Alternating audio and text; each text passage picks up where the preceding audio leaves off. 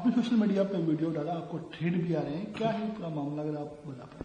Sir देखिए, जिस तरह से 12 तारीख को उस्मान हादी को बांग्लादेश के अंदर मार दिया गया, यूनिस गवर्नमेंट आईएसआई या डीजीएफआई ने क्या किया, पूरा का पूरा इल्जाम लगाया किसके ऊपर, हिंदुस्तान के ऊपर, हमारे आरएनडब्ल्यू के ऊपर या अवामी लीग के ऊपर। एक्चुअली मैं पिछले साल भर से कह रहा हूं कि इस टाइम पूरे पाकिस्तान की आईएसआई या डीजीएफआई या यूनिस गवर्नमेंट का एक ही मकसद है कि किसी भी कीमत पर इलेक्शन को आगे करना, फरवरी में इलेक्शन ना होने देना। इस चीज के लिए कैसे बांग्लादेश के अंदर हिंसा फैलाया जाए, एक पॉलिटिकल किलिंग करी जाती है, उसमें नाम किसका लगाया जाता है, उस्मान हादी का।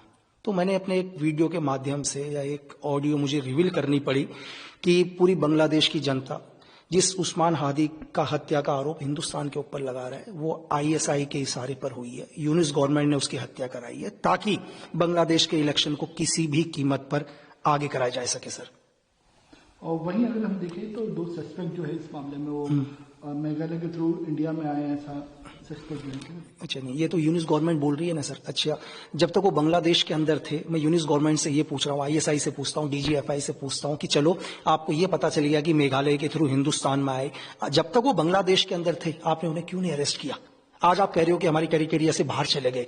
तो मैं आपको ये बताऊं कि मैं आपसे कह रहा हूं कि उस्मान हादी की हत्या आईएसआई के इशारे में करी गई है, और इस हत्या को करने के बाद आईएसआई के सेफ पर हैं वो लोग। और मैं यहां तक भी बोल रहा हूं कि हत्या करने वाले कोई कॉन्ट्रैक्ट किलर नहीं होंगे, चाहे इन फ्यूचर के अंदर बांग्लादेश की गवर्नमेंट, यूनिस गवर्नमेंट एक प्रेशर के तहत किसी को भी लेके आ जाती है, तो एक्चुअल में वो लोग नहीं होंगे। हत्या करने वाले कौन है? खुद आईएसआई के एजेंट। सर, आपको थ्रेड जो आ रहा है वो कौन लोग दे रहे हैं, किसके थ्रू आपको? नहीं सर, जो देखो थ्रेड तो हमारे को पिछले साल भर, 2 साल 3 साल से लगातार आते हैं, हजारों मेल आ गए, मेल भी हमने देखने बंद कर दिए। तो इन थ्रेटों से कोई फर्क नहीं पड़ता है ना। देखो, एक सोल्जर है, एक स्पाई है, तो थ्रेड तो आएंगे ही। थ्रेड का उनका सिर्फ एक ही मकसद है कि वो बोलते हैं कि लक्की बिस्ट, तुम हमारे इंटरनल मामलों में बात करना बंद कर दो। ये उनका एक ही मकसद है, आईएसआई का हो या डीजीएफआई का हो या वेस्टर्न के जितने भी पावरफुल देश हैं, वो बोलते हैं तुम बात मत करो। आज आप बताओ, आज बांग्लादेश के अंदर खुलेआम हिंदुओं को मारा जा रहा है, ठीक है, घरों को आग लगाया जा रहा है, तो आज हम आपके इंटरनल मामले में बात नहीं करेंगे। आप एक काम करो, आप हमारे लोगों को नुकसान पहुंचाना बंद कर दो। तो जो थ्रेट की बात है, वो थ्रेट की बात भी हमने क्यों बोली, उसके पीछे रीजन ये है कि आज पाकिस्तान बोलता है कि दुनिया में पावरफुल है, ऑपरेशन सिंदूर में उसने हिंदुस्तान के साथ फाइट किया, जो दुनिया में एक भ्रम फैलाने की कोशिश करता है। आपने 2 दिन पहले देखा होगा कि इंग्लैंड के अंदर पाकिस्तान एम्बेसी के बाहर कुछ एक लोगों ने धरना प्रदर्शन किया। उसमें एक औरत ने सिर्फ एक नारा लगाया कि जिस तरह जियाउल हक को एक प्लेन क्रैश में मार दिया, आने वाले टाइम के अंदर आशिम मुनीर को भी इसी तरीके से किसी कार धमाके में मार देंगे।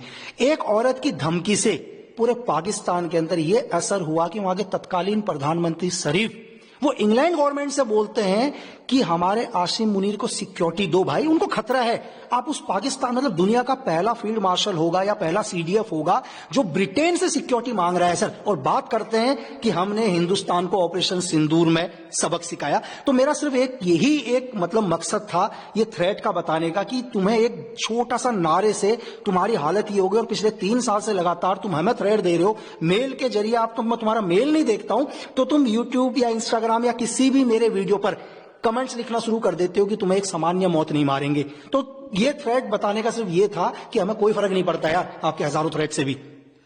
वही ऑपरेशन सिंदूर में जो पाकिस्तान के जो एफएम इसाक डर ने एडमिट किया है, नूर एयरबेस में जो डैमेज हुआ था, उन्होंने कबूल किया कि हाँ ऑपरेशन सिंदूर में डैमेज हुआ था नूर एयरबेस। बिल्कुल, अभी उनके डिप्टी पीएम या विदेश मंत्री इशाक डार ने भी बोला, उनकी मजबूरी हो गई सर बोलनी, ताकि वो दुनिया को ये दिखा रहे हैं, उनको पता है कि हिंदुस्तान, आप अगर इस बार इंडिया ने रिएक्शन लिया तो इस बार इंडिया नहीं रुकेगा सर। आज से पहले वो लोग बोल रहे थे कि यार उनका कुछ भी नहीं हुआ, और अब बोलते हैं कि महज 36 घंटे के अंदर 80 ड्रोन मार दिए, हमारे नूर एयरबेस को नुकसान हुआ। आज क्यों पाकिस्तान उसको बता रहा है सर? पाकिस्तान ये जता रहा है, अपनी जनता को दिखाना चाहता है, अपनी आवाम को दिखाना चाहता है कि हिंदुस्तान दोबारा कोई बड़ा एक्शन ना ले सर। तो वही हम ये भी देख रहे हैं कि पाकिस्तान में जो प्रेसिडेंट आसिफ अली जरदारी उन्होंने ये भी एडमिट किया, उन्होंने कहा कि मिलिट्री ने उन्हें एडवाइस किया था कि वो शेल्टर में चले जाए बंकर के अंदर, जब जिस तरीके से ऑपरेशन सिंदूर चल रहा था। सर, जिस टाइम ऑपरेशन सिंदूर चल रहा था, मैं आपको वहां के चाहे प्रेसिडेंट बोलूं, नवाज शरीफ बोलूं, या खुद मैं आसिम मुनीर बोलूं, या आईएसआई चीफ आसिम मलिक बोलूं, इनमें से हर आदमी अंडरग्राउंड था, ये सेफ थे बंकरों के अंदर। जब तक सीज फायर नहीं हुआ, इनमें से कोई भी, चाहे पॉलिटिकल आदमी हो या वहां के चीफ ऑफ आर्मी स्टाफ हो, वहां के सारे जनरल हो, ये सब के सब वहां सेफ बंकरों के अंदर थे। ये खुद बंकरों में नहीं थे, इन्होंने अपनी पूरी की पूरी फैमिली बंकरों में सेफ करी हुई थी। चाहे आज ये बड़े बड़े स्टेटमेंट देने लग जाए कि नहीं, हमारे को तो आर्मी ने बोला कि सेफ बंकरों में चले जाओ, हम नहीं गए। इनका ऑल पूरी की पूरी फैमिली उस समय बंकरों में सेफ थी सर। वहीं फॉर्मर आर्मी चीफ फॉर्मर जे सिंह ने कहा है कि सोनिया गांधी का प्लान था साइचेन ग्लेशियर पाकिस्तान को देने का। सर देखिए, उस टाइम के जो भी हमारे देश के chief of army staff general J Singh sir रहे, या उस टाइम की जो यूपीए गवर्नमेंट रही, इनके बीच में क्या वार्तालाप हुई ये तो मुझे नहीं पता, लेकिन अगर देश के जनरल बोल रहे हैं तो कहीं ना कहीं इसके पीछे कोई तथ्य उनके पास होंगे सर।